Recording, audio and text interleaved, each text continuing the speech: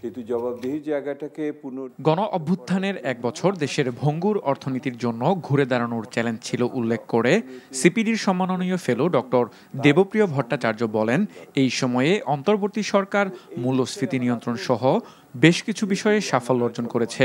এখন দেখেন, মূল্যস্ফীতি তো এক ধরনের সহনশীল অথবা ন্যূনতম স্থিতিশীল অবস্থায় এসছে, কোনো কোনো ক্ষেত্রে কমছে।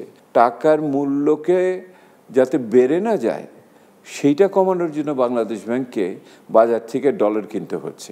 দেখুন কি বিপরীত পরিস্থিতিতে আমরা গেছি, এবং ক্রমান্বয়ে আমাদের মজুদ বাড়ছে। সে তো আপনাকে সেই গুণগানটা তো করতে হবে।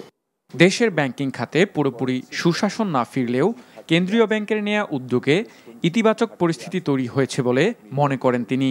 তবে রাজনৈতিক পট পরিবর্তনের সাথে ব্যাংকগুলোর মালিকানা পরিবর্তন অর্থনৈতিক সংস্কারের ক্ষেত্রে প্রতিবন্ধকতা তৈরি করেছে বলেও মন্তব্য করেন তিনি। ব্যাংকের ঋণ আদায়ের ক্ষেত্রে, অনাদায়ী ঋণ আদায়ের ক্ষেত্রে খুব বড় সাফল্য আছে আমি বলতে পারবো না।